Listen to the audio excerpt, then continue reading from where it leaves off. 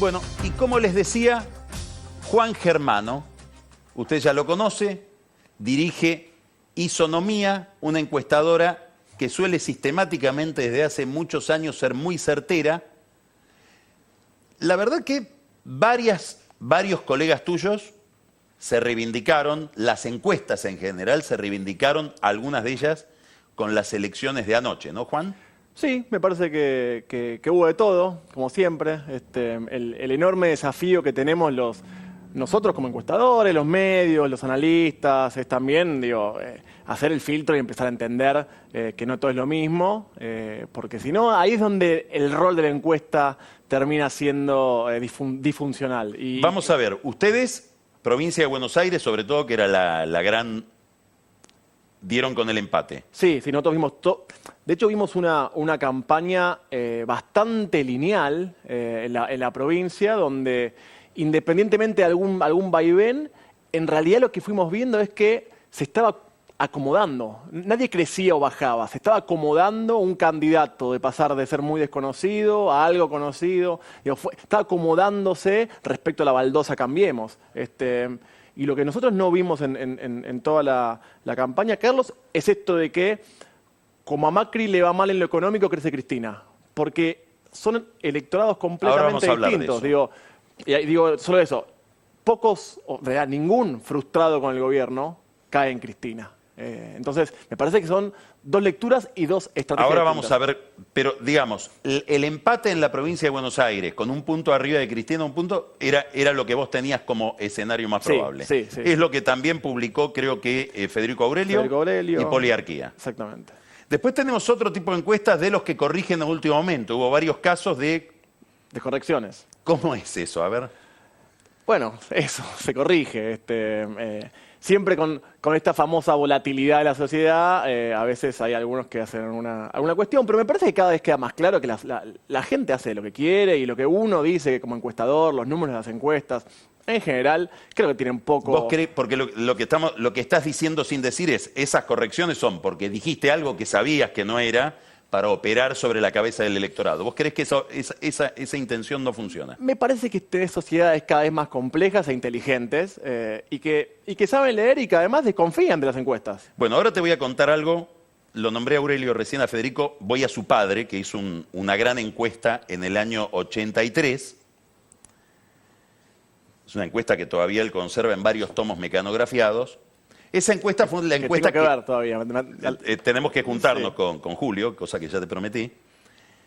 Esa encuesta, que fue la que le pegó al triunfo de Alfonsín, con mucha certidumbre, demostraba que el cajón de Herminio no tuvo nada que ver con el triunfo de Alfonsín. Que es un mito. Que Herminio, cuando quemó el cajón, ya estaba jugada la elección días antes en esos números. La discusión de María Eugenia Vidal con Diego Brancatelli tuvo algo que ver, a tu juicio, en el resultado o no modificó nada? Me parece que lo estructural no modificó nada. No modificó nada porque en este desafío que tenemos los que hacemos opinión pública e intentamos entender sociedades, no intentamos predecir resultados, intentamos entender qué le pasa a las sociedades, en este caso la Argentina, con diversos actores políticos, lo que vos encontrás que buena parte de la ciudadanía tuvo en 2015 con Cristina un quiebre que no se ha recuperado todavía. Y lo que no encontramos y no vimos durante toda la campaña es, respecto a Macri, un quiebre. Si Macri tuvo una erosión, vos tuviste una parte... ¿Qué quiere decir? Explica bien qué quiere decir un quiebre con Cristina. Un quiebre es dar vuelta a la página. Cuando los oficialismos en Argentina... tienen muchos recursos, tenemos una cultura política hiperpresidencialista, insisto, una gran cantidad de recursos para mover y un argentino que espera mucho del gobierno y del Estado. Para que los oficialismos pierdan, lo primero que tiene que pasar es perder consigo mismo, es quebrarse internamente. Es un poco lo que le está pasando al socialismo en Santa Fe, es lo que le pasó a Cristina y después viene el verdugo. Después aparece un de Narváez en el 2009, un Massa en 2013 e inclusive un Macri en 2015. Entonces, en ese esquema, lo que nosotros no veíamos durante la campaña, no lo vimos en el último sprint, aún con un gran desempeño de Vidal y un video que fue altamente viralizado, es que tenías una sociedad quebrada con Cambiemos, digamos. Entonces, desde ese punto de vista... Una sociedad quebrada con Cristina. y tuviste desde el 2015 a la fecha, desde la elección básicamente 2015 a la fecha, una sociedad que se quebró con el kirchnerismo. Ahora, vos decías, es un error pensar que el voto desencantado de la economía, el que está frustrado, aquel a quien Macri no le dio todo lo que esperaba que le iba a dar, va a ir a Cristina. ¿Ese voto dónde va? ¿Quién sí tiene capacidad de trabajar sobre ese votante? El frustrado con Cambiemos, el frustrado con Macri, no se enojó con Macri. Está frustrado, está desencantado, esperaba más, pero no se enojó con Macri. Y esto es fundamental porque el frustrado de Cambiemos, el que dice, bueno, esto no me está convenciendo, no ve en Cristina una alternativa y no ve en Randazzo una alternativa. ¿Y en Massa? Básicamente la podría llegar a ver en Massa. Ahora, ¿cuál fue para mí el esquema de campaña que yo creo que Massa no terminó ocupando? El de hacer una oposición un poco más light, para permitirle al frustrado tener un lugar más cálido donde caer. Y de hecho, es más, Massa tenía a Margarita Stolbizer, que era una dirigente mandada a hacer para hacer una especie de oposición un poco más light. Un puente. Un puente. No un contradictor con Exacto, Macri. porque el frustrado, insisto, no se enojó. Todavía, se puede enojar en un futuro. Ahora te llevo algo muy concreto. Ahora salí de tu rol de sociólogo, de analista. Ponete en jefe de campaña de Bullrich. ¿Cómo le aconsejarés a Bullrich que hay que tratar a Massa para que el votante de Massa vaya a Bullrich? ¿Hay que estigmatizarlo o hay que abrazarlo de alguna manera? Mira, los apoyos electorales, yo los dividiría en dos. Vos tenés un apoyo mucho más puro, que es básicamente la persona que entiende que Massa es un buen tipo, que le cree, o entiende que le gusta Randazzo porque hizo el tema de los trenes, o le gusta Macri por lo que sea.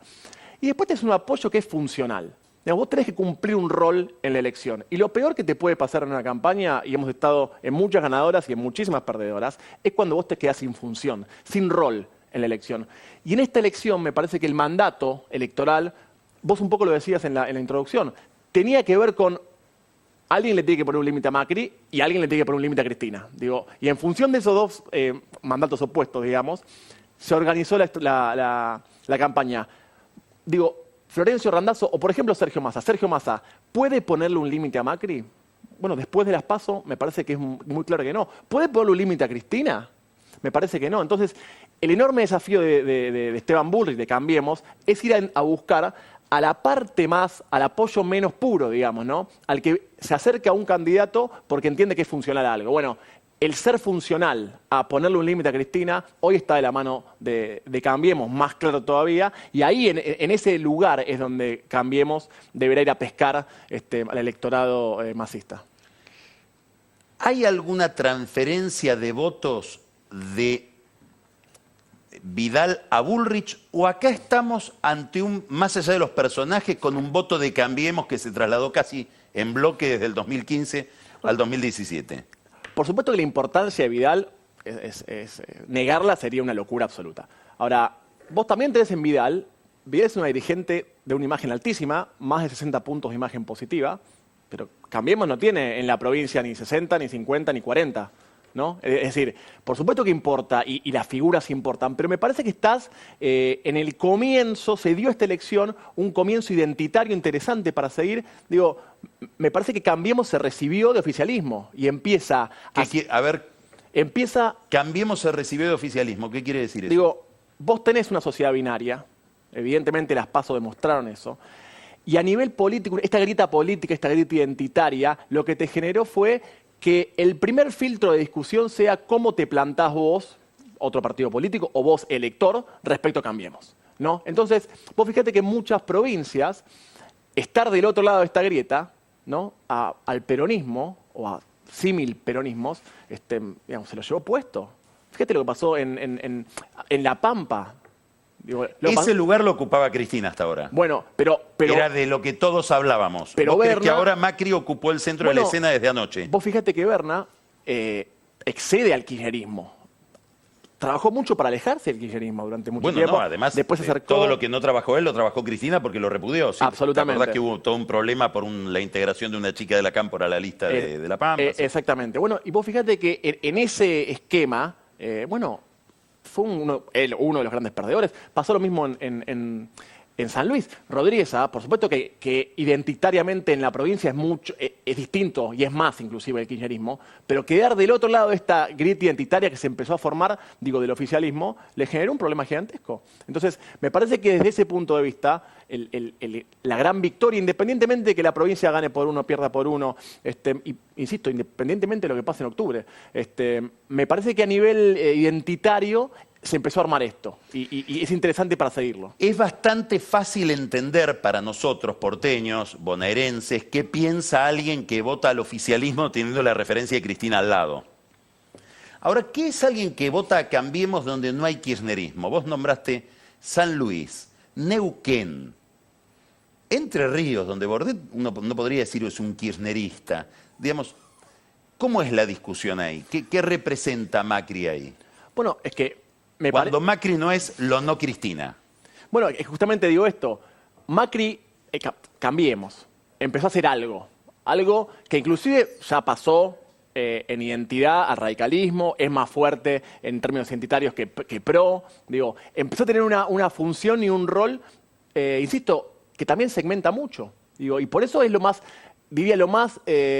interesante del proceso, porque yo decía que había dos apoyos. Bueno, cuando vos tenés una identidad fuerte, vos empezás a sumar más apoyos de los más puros, ¿no? De los más duros, que es un poco lo que pasó con el kirchnerismo y lo que pasa con parte del kirchnerismo. Entonces, en ese esquema, digo, sostener y agudizar la profundidad de ese apoyo, me parece que es el dato político de este año, independientemente del resultado electoral que puedas tener. Todo el discurso opositor, con una enorme coincidencia en los últimos tiempos de Massa y Cristina. Inclusive anoche Massa hizo una lectura diciendo, bueno, creo que 2/3 del electorado bonaerense votó para un cambio en la política económica. Se basó en su discurso en que esta es una economía que no funciona. Ahora vos cuando empezás a ver los números de la economía, por lo menos en el PowerPoint, aunque no sea en la calle, es una economía que empieza a tener indicadores positivos en distintos campos, digamos, ¿no? Y que inclusive hasta tocan el consumo. ¿Cómo ve el elector la economía? Ya no te pregunto por cómo la están viendo los expertos que ven esas curvitas en el cuadro. No, el consumidor que no conoce, que no tiene ese saber técnico. ¿Y cuánto influye esto en el voto de esta elección? Bueno, en el voto lo planteaste vos al hacer análisis 2015-2017 de la primera a la tercera del interior en la provincia. Digo, vos no tuviste en cambios masivos, ¿no? Digo, casi el mismo, es sorprendente matemáticamente que es casi la misma cantidad de votos. Exactamente, lo cual te muestra es que, con esto no quiero decir que la economía no importa, sería absolutamente irresponsable. Ahora, digo, evidentemente hay algo más, ¿no? Ahora, si uno mira nosotros siempre decimos en el metro cuadrado, que para mí es el eje que estructura mucho la sociedad argentina y otras sociedades que nos toca transitoriamente explicar e intentar entender. ¿Qué es el metro cuadrado? Es cómo te sentís vos con tu nivel de consumo, con tu nivel de ahorro, con el transporte que recibís, con tu salud, cuando llevas a tu hijo al colegio. Quiero decir, en ese primer círculo de influencia. En ese primer círculo de influencia, lo que vos tuviste, sobre todo en la última parte del gobierno, desde 2007 en adelante, ¿no? este año básicamente, es que vos empezaste a tener en el índice de calidad de vida mejoras. Este año, 2017. Te doy casos concretos. Tuviste una percepción de mejora estructural en el AMBA respecto al tema de transporte. Tuviste una situación de... ¿Cómo es eso? A ver. Tuviste... Esto es lo que está en la cabeza de la gente respecto de su vida concreta, material. Exactamente. No la macroeconomía. No la macro. Lo que sienten en su día a día. A ver. Vos tuviste una mejora interesante, sobre todo en el área metropolitana de Buenos Aires, en la satisfacción que tenés con el transporte que te brinda el Estado, básicamente, o el colectivo, el tren, etcétera. Tuviste una mejora. ¿Eso qué es? ¿Metrobús? ¿Qué es? Eso es Metrobús, por ejemplo. Aunque no lo tomes. Es conceptual. Vos tuviste una mejora, sobre todo muy en clase media, que tiene que ver con lo macro, en la satisfacción con la posibilidad de acceder a una vivienda. Digamos, ahí tenés. Ahora, la cuestión más dura económica, tu felicidad o tu satisfacción con tu consumo, con tu ahorro, bueno, esos son los lugares donde en el último mes hubo una mejora, pero estructuralmente es donde Macri, digamos, más complicaciones ha tenido en esa percepción de tu metro cuadrado, pero ha tenido en otras algo interesante que es mejoras estructurales en la calidad de vida. Digo, y esto tiene que ver y explica también por qué no pasó como muchos asumían, que El eslogan de Cristina, esto no da para más, no se puede seguir así. ¿Cómo pega en esa geografía? es válido para tu núcleo Para los que ya tiene. de convencidos. Las elecciones en Argentina, ¿necesitas ganarlas con convencidos? Sí, pero nunca son suficientes. Vos necesitas siempre más. Macri requirió llegar a los sectores más populares. Cristina en su momento necesitó llegar a la clase media. Digo, vos necesitas más en Argentina para ganar. Si le tuvieras que aconsejar a Cristina cómo ir sobre el voto de Randazzo, ¿qué le dirías? Creo que tiene que ser estrictamente jugar con la funcionalidad. Digo, este apoyo duro que tiene Randazzo, el apoyo más puro, digamos, va a tender a quedarse solamente con los que les gusta Randazzo por X, Y y Z. ¿no? Y los otros se los puede llevar. Y los otros se los puede llevar. Claro, la verdad que no son muchos, número uno, no son demasiados. Y al kirchnerismo siempre le costó ir por fuera de los convencidos. Digo, Cristina, en 2009, en 2013 y en 2017, 3 elecciones legislativas, obtuvo más o menos la misma cantidad de casos el kirchnerismo. 33, 32, 34. Digo, estructuralmente lo mismo. Si vos mirás su imagen en la provincia, Cristina llega al 2009 en nuestros números con 45 puntos de imagen positiva, al 2013 con 55 puntos de imagen positiva y al 2017 con 40. Digo, 15 menos que en 2013, 5 menos que en 2009. Está en el límite, está en su límite. Por eso es el enorme desafío que va a tener Cristina de ser... Bueno, se peronizará, supongo, para ese voto que tiene que ir a buscar de Randazzo. Sí, es posible. Tampoco me parece que haya perdido demasiado, Cristina. O sea, sí en términos, en el margen, es como decís, en una elección pareja, por ahí perdiste los 3 puntos que te hacían ganar. Sí, sí, son 500.000 votos los que sacó Randazzo, 585.000 creo. Sí, exactamente. Pero me parece que el desafío enorme no se explica estrictamente por un partido, se explica por ser funcional un momento. Estamos en democracias de momentos. Digamos. Ahora te hago la última pregunta. El peronismo. ¿Se puede hablar de peronismo y en la Argentina el peronismo? Para decir que hay una crisis del peronismo debemos dar por supuesto que el peronismo existe, que es algo que puede ser susceptible de una crisis. ¿Cómo ves ese fenómeno? No, por supuesto. Y en la cabeza de la gente, ¿qué significa hoy PJ, peronismo, esa idea? En la cabeza de la ciudadanía cada vez menos. ¿Aún de los que votan peronismo? Bueno, el sello del peronismo hoy tuvo 5 puntos, 6 puntos. Digo, estructuralmente la verdad que no es... uno viene de afuera, como te gusta decir a vos, un marciano que viene y no ve que sea una cuestión muy fuerte. Por eso digo, en la ciudadanía vos tenés un vínculo distinto con el peronismo, con el radicalismo, con los partidos políticos. Entonces, creo que por supuesto que una Cristina competitiva como es, lo que hace es bloquear una renovación. Le va a ser muy complicado al peronismo renovarse en este esquema con esta Cristina. Y el desafío enorme que tiene justamente esto, es no transformarse como fue en un momento el radicalismo, digo, un partido con más estructuras que líderes, ¿no? con un montón de pasado, pero con un futuro magro. Entonces, ahí está el enorme desafío. Esto no significa que vaya a dejar de existir, pero me parece sí que el desafío que tenemos nosotros para entender las sociedades, para entender la elección, para entender esta Argentina, me parece que excede completamente una lectura partidaria. Acá tenemos nuevos paradigmas, nuevas sociedades, nuevos electores que se empiezan a regir y empiezan a ser cruzados por otras variables. Y lo que tenemos que aprender es a desaprender lo que aprendimos. Tenemos que aprender a que cada elección es barajar de nuevo. Tenemos una volatilidad y hay que saber qué tecla tocar. Y donde yo me quedo tranquilo en el momento, Carlos, por haber visto en este proceso de elecciones, independientemente de acertar, entre comillas, la paridad. Hay una variable que para mí explica mucho a este gobierno, que es el factor obra pública. Me parece que es una variable que interpela y que cruza puentes. Y solo el dato que tuvimos previo a las elecciones. El 55% de los argentinos dijeron haber visto obra pública en su barrio. Es un número que va creciendo además, ¿no? Y mira esto, va creciendo, ¿cierto? A nivel nación. A nivel nación el 55%. En la última encuesta nuestra a nivel provincia, el número subía a 62%. Y en Gran Buenos Aires a 68%. El 68% de los bonaerenses vieron obra pública nueva en su barrio. Esto explica también por qué, con una economía un poco, evidentemente, gris. Cuanto menos gris. Y en el Gran Buenos Aires, gris oscuro. ¿Por qué vos tuviste los mismos resultados electorales? Evidentemente, acá está pasando otra cosa. Y el desafío nuestro es ver esas cuestiones que explican. Juan Germano, Isonomía, interesantísimo como siempre. Bueno, Juan, muchísimas gracias.